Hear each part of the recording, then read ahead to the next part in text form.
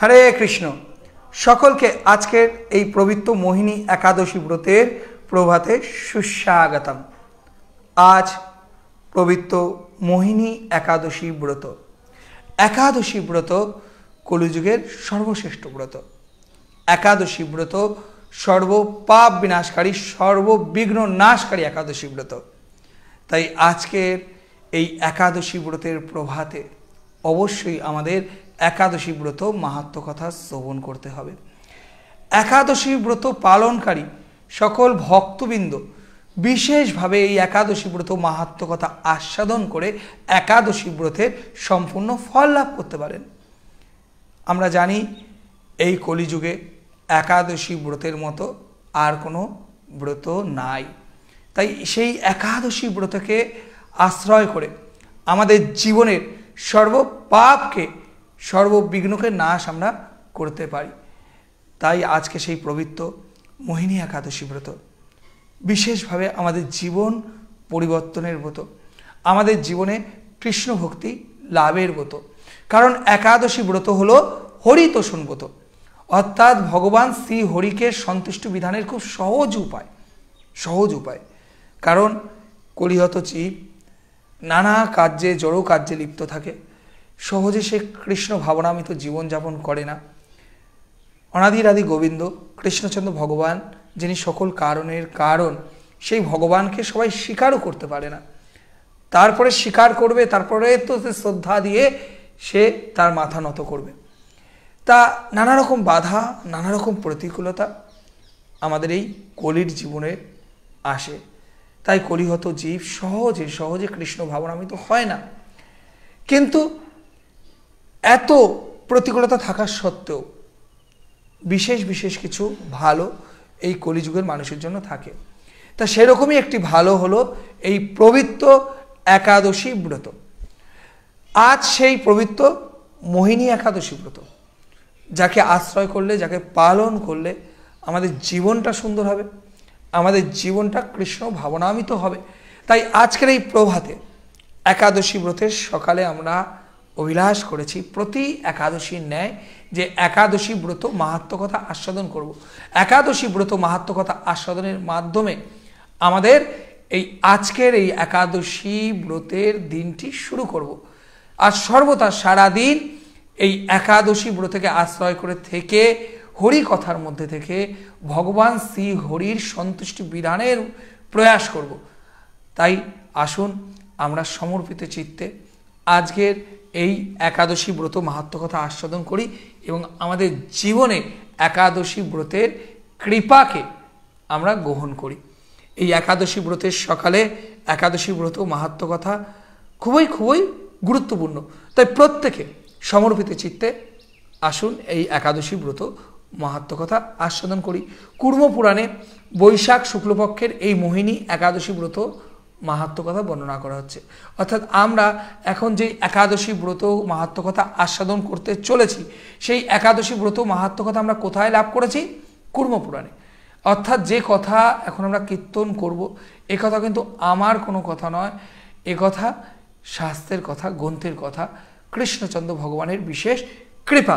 आसुन सकले सेई कृपाके आश्रय करी।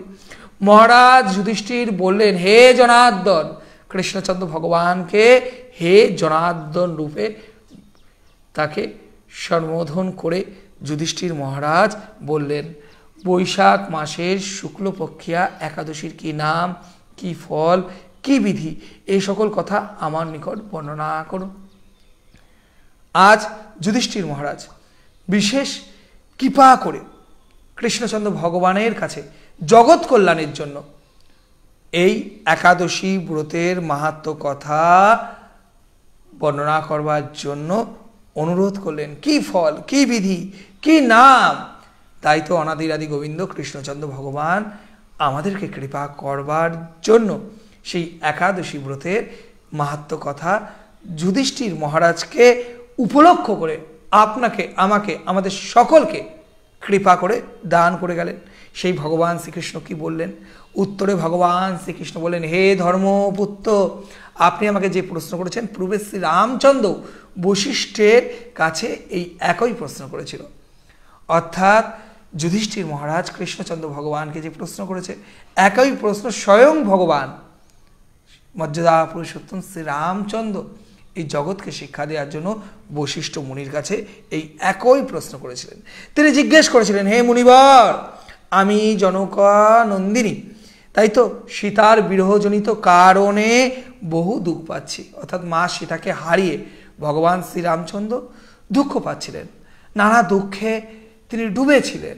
স্বাভাবিক, কারণ ভগবান শ্রীরামচন্দ্র মর্যাদা পুরুষোত্তম শ্রীরামচন্দ্র এখানে মানব লীলা করেছেন।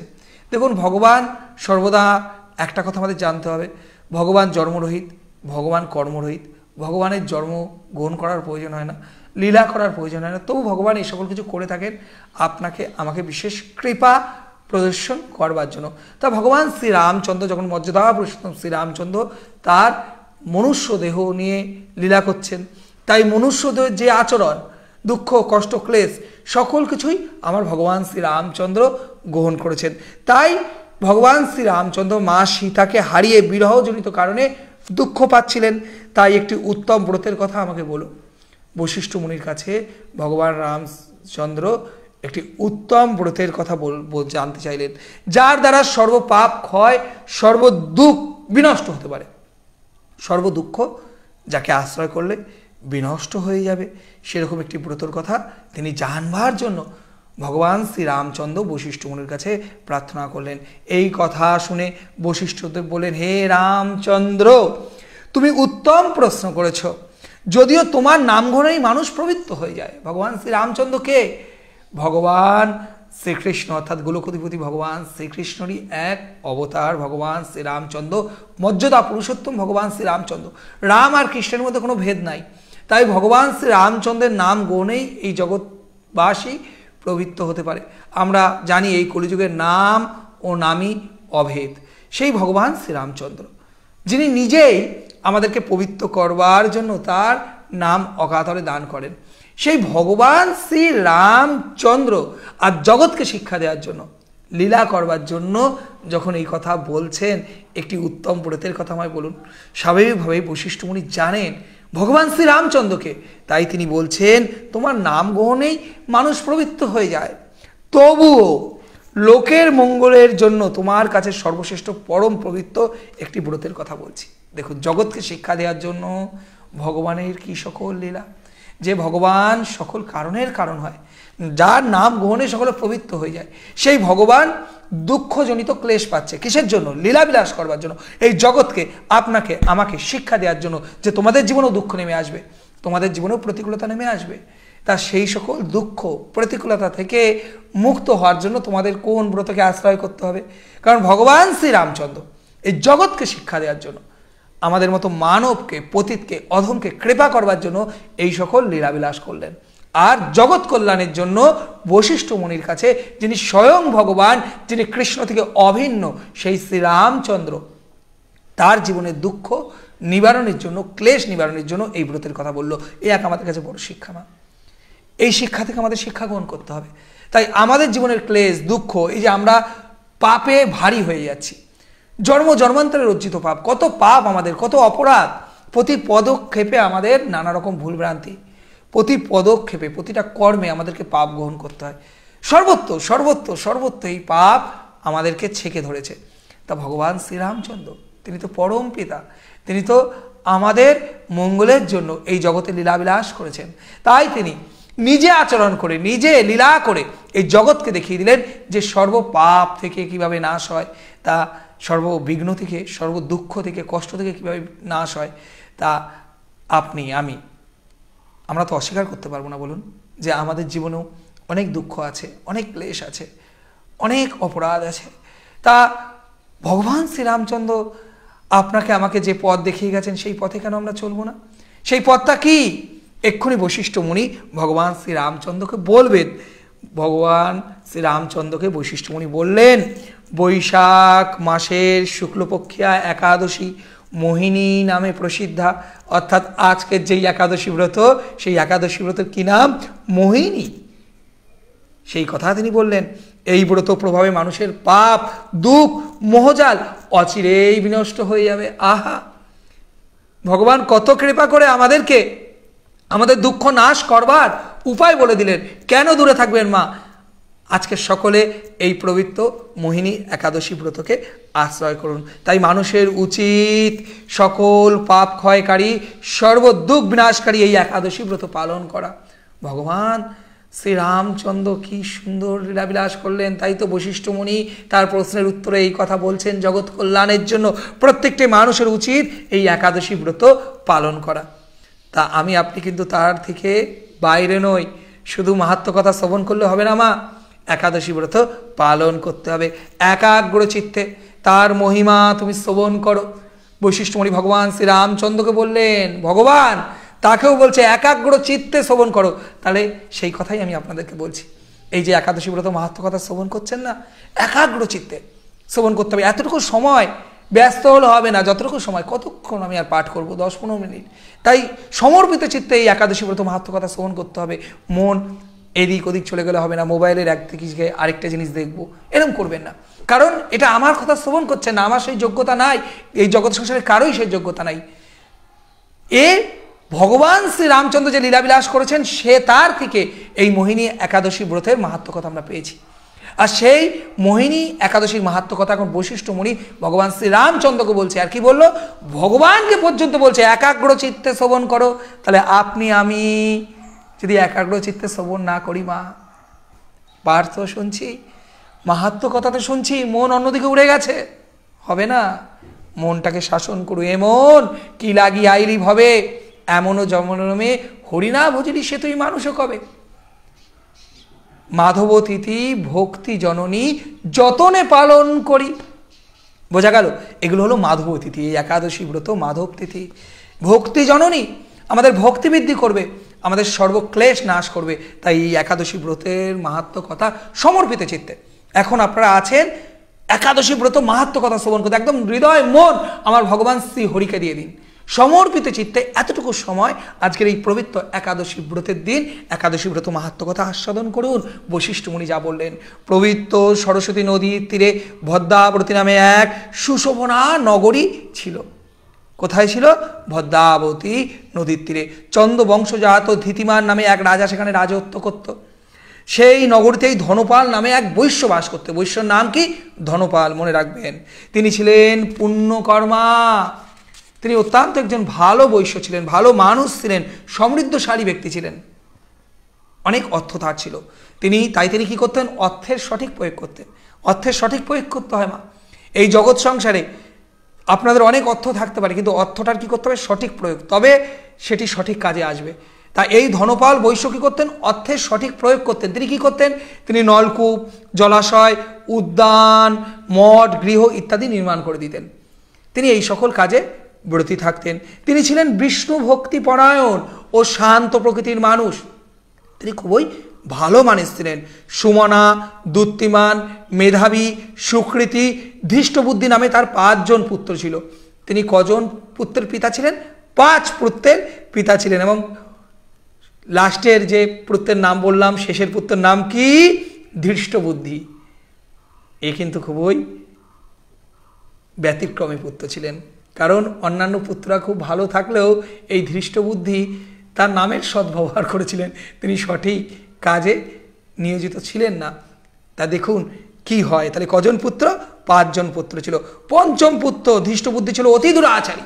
সে অতি দুরাচারী ছিল। সে সর্বদা পাপ কার্যে লিপ্ত থাকতো। পরস্ত্রী সঙ্গ, বেশ্যাসক্ত, লম্পট, দ্যুতক্রীড়া প্রভৃতি পাপে সে অত্যন্ত আসক্তি ছিল। এই ধরনের পাপ কার্যে সে লিপ্ত থাকতো। পরস্ত্রী কাতর। যে 4টি নিয়ম আমাদের ছিল প্রভুপাদ, আমাদের আচার্য ছিল প্রভুপাদ বারবার আমাদেরকে একই শিক্ষা দিয়েছে, 4টি নিয়ম পালন করো। আর এই ধৃষ্টবুদ্ধি কি করতো? এই 4টি নিয়ম পালন করতো না। মনে রাখবেন, এই 4টি নিয়ম আমাদের সকলকে পালন করতে হবে। আমরা যেন অবৈধ সঙ্গ না করি, আমরা যেন দ্রুত কিনা না করি, তাস পাশা এগুলো যেন না খেলি, আমরা যেন আমিষ ভোজন, অপর জীবকে হত্যা না করি। এই 4টি নিয়ম পালন করতে হবে। কিন্তু এই ধৃষ্টবুদ্ধি এই 4টির বিপক্ষে ছিল। আর একটা কথা সর্বদা মনে রাখবেন, এটা তো কলিযুগ, নতুন নতুন সব কিছু উদ্ভাবন হচ্ছে। এই 4টি নিয়ম ভঙ্গ করবার জন্য কত নতুন নতুন নিয়ম এই জগতে আসবে। তাই খুব সাবধান মা। সাধু সাবধান, কি বলেছে? সাধু সাবধান, অসাধুকে সাবধান করতে বলেনি। আর যারা আপনারা ভগবানের চরণে সমর্পিত হয়েছেন, যারাদের কৃষ্ণ ভক্তি প্রকাশিত হয়েছে, যারা শ্রদ্ধা সহকারে একাদশী ব্রত পালন করছেন, আপনারা প্রত্যেকে সাধু। এই জগৎ সংসারে আপনারা সেই সাধুজন, আপনারা সেই উত্তম জন। তাই আপনাদেরকে একটু সাবধান থাকতে হবে। সাধু সাবধান। 4টি নিয়ম ভঙ্গ করবার জন্য নতুন নতুন সমস্ত কিছু এই কলি মহারাজ, এই পাপ পুরুষ, এই মায়া দেবী সমস্ত কিছু উদ্ভাবন করবে। নতুন নতুন দেখবেন। আজকে মোবাইল ভাবুন, মোবাইলে এই হরিকথা শ্রবণ করছেন, হট করে একটা বাজে নোটিফিকেশন চলে আসলো, একটু মনটা চলে গেল না, একটু ওটা দেখি। হয়তো বলুন, হয় নাকি বলুন, বাস্তব বলুন। এই দেখছেন, এই পাঠ শ্রবণ করছেন ভগবানের কথা, হট করে মোবাইলে একটা নোটিফিকেশান আসলো, এমন কিছু আকর্ষণীয় জড়জাগতিক, ব্যাস পাঠের কথা ভুলে গেলাম, চলে গেলাম, টুক করে ক্লিক করলাম, চলে গেলাম অন্য জায়গায়। তার মানে কি, এক একটা নতুন নতুন জিনিস উদ্ভাবন হবে। আগামী দিনে আরও ভয়ঙ্কর ভয়ঙ্কর জিনিস উদ্ভাবন হবে। নাইট ক্লাব হয়েছে, যাও মোচ্ছব করো আর নিজের জীবনকে অধঃপতিত করো। কি কি লাভ? আমাদের সরকার, বলতে লজ্জা লাগে, আমাদের সরকার মদ বিক্রি করে সেই টাকা উপার্জন করছে, ভাবতে পারছেন? আজকে পেপারে দেখবেন সরকারের সব থেকে বড় আয় কি? আবগারি দপ্তর থেকে মদ বিক্রি করে আয়। আর সরকার, যে সরকার বাহাদুরকে আমরা শাসনে বসিয়েছি, সেই সরকার কি করছে? এই মদ বিক্রিকে উৎসাহিত করছে। জায়গায় জায়গায় এখন মদের বার, জায়গায় জায়গায় মদের ঠেক। তাহলে বুঝতে পারছেন কতটা অধপতন, কতটা অধপতিত হয়েছি আমরা। চারিদিকে চারিদিকে এই মায়া আপনাকে আমাকে ছেঁকে ধরবে। সেই মায়া থেকে বেঁচে থাকতে হবে। তাই বলছে সাধু সাবধান, সাধু সাবধান হতে হবে।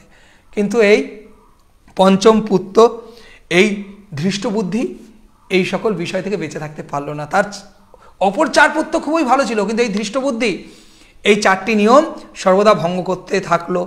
ও সে এই সকল কাজে অত্যন্ত আসক্তি ছিল। দেবতা ব্রাহ্মণ পিতামাতার সেবায় তার একেবারেই মতি ছিল না, ভালো কাজে মতি ছিল না। যত অকাজ কুকাজ সেগুলোতে তার মতি ছিল।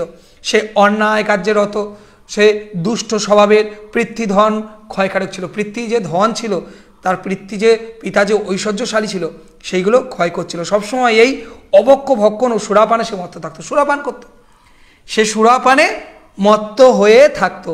পিতা ধনপাল একদিন পথে চলছিলেন, তার পিতা একদিন রাস্তা দিয়ে চলছিলেন। হঠাৎ তিনি দেখতে পেলেন ধৃষ্টবুদ্ধি এক বেশ্যার গলায় হাত রেখে নিঃসংকোচে ঘুরে বেড়াচ্ছে। দেখুন কত বড় অধপতন। পিতাকে দেখে লজ্জা বোধ থাকবে তো সেটা নাই।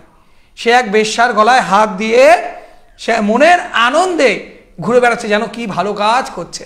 দেখবেন এই জগৎ সংসারে যারা এই সকল পাপকর্ম করে, অধর্ম করে, তাদের মধ্যে লজ্জা নেই, তাদের মধ্যে কোনো অনুতপ্ততা নেই। তারা মনে করছে আমি খুব ভালো কাজ করছি, অসুরমূলক কার্য সর্বদা প্রকাশ করছে। একটা কথা সর্বদা মনে রাখবেন, এই জগৎ সংসারে অসুর কিন্তু বাইরে নেই, যে একটা বৃকাসুর, একটা বকসুর, একটা তারকাসুর, একটা পুতনা আপনাকে আক্রমণ করবে, সেটা নয়। অসুরটা রয়েছে আমাদের মনের মধ্যে। এই কলিযুগের মানুষের মধ্যেই অসুর, মানুষের মধ্যেই মনুষ্যত্ব। সে তার আচরণ দিয়ে, সে তার কর্ম দিয়ে প্রমাণ করে আমি অসুর না মানুষ। তাই আপনারা অন্তত যারা হরিকথা পেজে যুক্ত থাকেন, আমাদের সাথে যুক্ত থাকেন, আপনারা যারা কৃষ্ণ ভাবনামিত আছেন, প্রত্যেকের চরণে এই প্রার্থনাই থাকবে যে আপনাদের মধ্যেও, আমার মধ্যেও অসুরত্ব আছে, কিন্তু আমরা সেই অসুরত্বর প্রকাশটা যেন না করি। আমাদের মধ্যে অসুরতা যেন দাঁত নখগুলো না দেখাতে পারে, অন্য কেউ আমাদেরকে যেন অসুর মনে না করে। আপনাদের প্রতি অনেক গুরু দায়িত্ব। এই জগৎ সংসারে খুব খুব ঘুণ ধরে গেছে, এই জগৎ সংসারে বড় ঘুণ ধরে গেছে মা। এই জগৎ সংসারে কি করে থাকবে? এই পৃথিবী কি করে বেঁচে থাকবে? এই পৃথিবীতেও বলছে কলিযুগের আয়ু 4,32,000 বছর। এই পৃথিবীকে যদি বাঁচতে হয়, তাহলে কিছু শুদ্ধ ভক্তের, কিছু ভালো মানুষের প্রয়োজন। তাই আপনাদের সেই গুরুদায়িত্ব, প্রত্যেকে আপনাদের নিজেকে পরিবর্তন করার চেষ্টা করুন। আমরা যেন নিজেকে প্রশ্ন করি, আমরা এমন কিছু করছি না তো যে সমাজকে কলুষিত করছে, যা ধরিত্রী মাতার উপর বোঝা চাপাচ্ছে। ধরিত্রী মাতা, তিনি আমাদের একজন মা, তার প্রতি যেন আমরা পাপের বোঝাটা বাড়িয়ে না দিই মা। তাই সকলে মনে রাখবেন, জীবনকে একটু সুন্দর করে চালনা করবেন, নিজের জীবনকে একটু আচরণ করবেন। আজ ধৃষ্টবুদ্ধি তার পিতাকে সামনে দেখে সে লজ্জিত হলো না, সে বেশ্যার গলায় হাত দিয়ে সে বীর দর্পে চলতে থাকো, নিঃসংকোচে ঘুরে বেড়াচ্ছে। তার এই নীলজ্জ পুত্রকে এইভাবে চৌরাস্তায় ভ্রমণ করতে দেখে তিনি অত্যন্ত মর্মহত হলেন। ধর্মপাল একজন ধর্মনিষ্ঠ ভগবত মূলক একজন ব্যক্তি ছিল। তিনি বৈশ্য হয়ে এত সৎকার্য করতেন, তা তিনি যখন তার এই পুত্রের এই অধপতন দেখলেন আর সহ্য করতে পারলেন না। একই চৌরাস্তায় ভ্রমণ করছে নিঃসংকোচভাবে। এই কুস্বভাব দর্শনে ক্রুদ্ধ হয়ে তিনি তাকে গৃহ থেকে বার করে দিলেন। তিনি তার পুত্রকে গৃহ থেকে বার করে দিলেন, তার আত্মীয় স্বজনকে পরিত্যাগ করলো। তার আত্মীয় স্বজন সবাই এই ধৃষ্টবুদ্ধিকে পরিত্যাগ করলো। সে তখন নিজের অলঙ্কার দিয়ে বিক্রি করে জীবন অতিবাহিত করত। কিছুদিন এইভাবে চলার পর অর্থাভাব দেখা দিল। যতদিন তার অলঙ্কার ছিল, বাবার দেওয়া অর্থ ছিল, স্বর্ণ অলঙ্কার, সেগুলো বিক্রি করে জীবন চালনা করছিল। কিন্তু কদিন চলবে? বলে না, বসে খেলে রাজধন 7 পুরুষের ধন কি হবে? নাশ হয়ে যাবে। তার কাছে যে যতটুকু অলঙ্কার ছিল সেগুলো সে বিক্রি করে এতদিন ভোজন চালাচ্ছিল, কিন্তু এবার সেগুলোও শেষ। তা ধনহীন দেখে সেই বেশ্যাগণও তাকে পরিত্যাগ করলো। যেই বেশ্যাদের প্রতি আসক্তি হয়ে তিনি এরকম জীবনযাপন করছিল, একবার সেই সকল পতিত নারীরাও, বনিতা নারীরাও তাকে কি করলো? পরিত্যাগ করলো। অর্থ না থাকলে তারা থাকে? কোনোদিন থাকে না। তারা তো অর্থের জন্য আসে। আপনাকে আমাকে ভালোবেসে কোনোদিন আসবে? কেউ আসবে না। তাদের অর্থের প্রয়োজন। অর্থ শেষ। তা ধনপালকে তার সেই সকল পতিতা নারীরাও সব ত্যাগ করেছে। অন্ন বস্ত্রহীন ধৃষ্টবুদ্ধি ক্ষুধা তৃষ্ণায় অত্যন্ত কাতর হয়ে পড়ল। অবশেষে নিজের গ্রামে সে চুরি করতে শুরু করলো। একদিন রাজপ্রহরী তাকে ধরে বন্দি করলো, কিন্তু পিতার সর্বানার্থে তাকে মুক্ত করে দিল। যেহেতু তার পিতা ধনপাল একজন সুন্দর ব্যক্তি ছিলেন, ভালো ব্যক্তি ছিলেন, তাই তার পিতার সম্মানার্থে এই ধৃষ্টবুদ্ধিকে রাজপ্রহরীরা, রাজা আটক করেও ছেড়ে দিল। যে পিতা ভালো, পিতার সম্মানে একে ছেড়ে দাও। দেখুন, পিতার সম্মানে সে মুক্ত হয়ে গেল। এভাবে বার কয়েক সে ধরা পড়লো, ছাড়া পেল। অনেকবার সে এরকম চুরি করতে গিয়ে ধরা পড়লো, আবার ছাড়া পেয়েও গেল, কিন্তু তবুও সে চুরি করা বন্ধ করলো না। তখন রাজা তাকে কারাগারে বদ্ধ করে রাখলেন। রাজা কতদিন সহ্য করবে? তার পিতার জন্য 1 বার 2 বার 10 বার ছেড়ে দিয়েছে, কিন্তু বারংবার সে একই কার্য করছে, সে প্রজাদের ক্ষতি করছে। তাই তাকে কারাগারে আবদ্ধ করে দিল রাজা। না, একে আর ছাড়া যাবে না, কারাগারে আবদ্ধ করে রাখলো। বিচারে সে কষাঘাত দণ্ডভোগ করলো, তাকে কষাঘাত দেওয়া হলো। কারাভোগের পর অন্যান্য উপায় ধৃষ্টবুদ্ধি বনে প্রবেশ করলো। যখন কারাগার থেকে বেরোলে তখন সে দেখলো, না, এখানে আর থাকা যাবে না। এখানে থাকলে আমাকে কারাগারে যেতে হবে, এখানে থাকলে আমাকে এইভাবে রাজার অত্যাচার সহ্য করতে হবে না, আমি বনে চলে যাই, বনে ভালো থাকবো। তাই সে একটা নির্জন বনে চলে গেল। সেখানে সে খাবে কি? তখন কি করলো? আবার অধর্মে করতে থাকলো। পশু পাখি বধ করে তাদের মাংস ভক্ষণ করে অতি দুঃখে পাপময় জীবনযাপন করতে থাকলো। পশু পাখি ভক্ষণ করে সে পাপময় জীবনকে আশ্রয় করলো। আর যারা পাপের জীবনকে আশ্রয় করে তারা কখনো ভালো থাকে? মা, ভালো থাকে না। ভালো থাকবে কে? কৃষ্ণ ভক্তকে জিজ্ঞেস করবেন।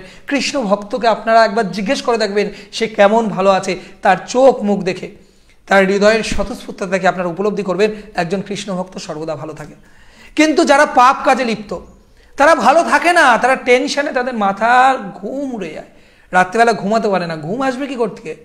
সে পাপ কাজে এতটা দংশিত হয়, সে ভালো থাকে না। তাই পাপ করলে কেউ ভালো থাকবে না। ভালো থাকার উপায় কি? এই কলিযুগে হরিনামকে আশ্রয় করে কৃষ্ণ ভাবনামৃত থেকে আমাদেরকে ভালো থাকতে হবে। কিন্তু সে তো পাপময় জীবনকে বেছে নিয়েছে, এই ধৃষ্টবুদ্ধি। দুষ্কর্মের ফলে কেউ কখনো সুখী হতে পারে না। তাই সেই ধৃষ্টবুদ্ধি দিবারাত্ম সুখ থেকে বঞ্চিত হলো আর দুঃখ শোকে জর্জরিত হলো। সে কি করলো? দুঃখ শোকে জর্জরিত হলো। এভাবে অনেক দিন অতিবাহিত হলো, এইভাবে অনেকগুলো দিন অতিবাহিত হলো। কোনো পুণ্য ফলের সহসা একদিন সে কৈণ্ডল্য ঋষির আশ্রমে উপস্থিত হলো। কোনো একটা পুণ্য ফল ছিল, জন্মান্তরে অর্জিত কোনো পুণ্য ফল। আমরা এই জন্মে যে ফল পাই, হয়তো এই জন্মের কর্ম না, আমাদের আগের কোনো জন্মের কর্ম। তা কোনো এক পুণ্য ফল তার ছিল, যেই পুণ্য ফলের কারণে সে সাধুগুরু বৈষ্ণবের কাছে আসলো। কার কাছে আসলো? কৌণ্ডন্য মুনির কাছে। বৈশাখ মাসে ঋষিবর গঙ্গা স্নান করে আশ্রমের দিকে প্রত্যাবর্তন করছিল। ঋষি কি করছিল?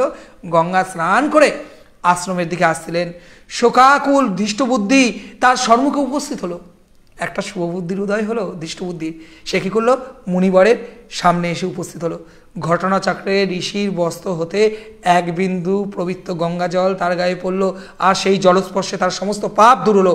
হঠাৎ তার শুভবুদ্ধির উদয় হলো। আহা, ভগবান শ্রীহরির কত কৃপা!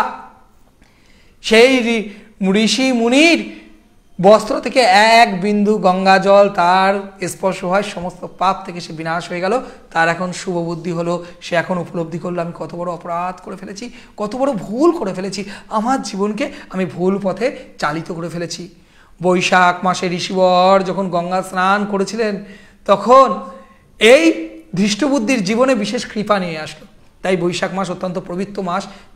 আর যে কদিন বৈশাখ মাস বাকি আছে আপনারা চেষ্টা করবেন এই বৈশাখ মাস ব্রত পালন করার।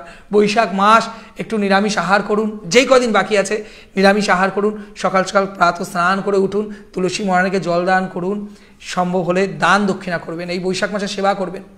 আমাদের এই জগন্নাথ গোশালায় এই বৈশাখ মাসে আমি দেখছি কত লোক সেবা করে যাচ্ছে। আর আমি ভাবি যে সত্যি তারা সেবা করছে, তারা তো ভগবানের কৃপা লাভ করছে, কারণ গাভী মায়ের সেবা করা তো সর্বশ্রেষ্ঠ সেবা। এই বৈশাখ মাস উপলক্ষে আমি দেখি জগন্নাথ গোশালায় কত ভক্তবৃন্দ এসে সেবা করছে, গাভীদের খাওয়াচ্ছে, গাভীদের ভোজন করাচ্ছে, গাভীদের আদর করছে। আর আমি শুধু ভাবি তাদের সুকৃতির কথা। এই জগৎ সংসারে তো কত মানুষ আছে, সবার তো এই কৃপা লাভ হয় না। কতজন পারে এই জগৎ সংসারে এই কৃপা লাভ করতে? যারা এই কৃপা লাভ করছে, গাভী মায়েদের সেবা করছে, গাভী মায়েদের বৈশাখ মাসে ভোজন করাচ্ছে। কারণ গাভী মায়েদের সেবা করা মানে স্বয়ং কৃষ্ণচন্দ্র ভগবানের সেবা করা। গাভী সেবা মাধ্যমে স্বয়ং ভগবান শ্রীকৃষ্ণ এই কলিযুগে স্বয়ং তো এসে ভোজন গ্রহণ করে না, কিন্তু একজন গাভী মা যখন ভোজন গ্রহণ করে স্বয়ং কৃষ্ণচন্দ্র ভগবান সেই ভোজন গ্রহণ করে। তাহলে এই কলিযুগে মানুষ ভগবানকে নিজের হাতে খাওয়াতে পারে, নিজের উপার্জিত অর্থ ভগবানের সেবায় দিতে পারে।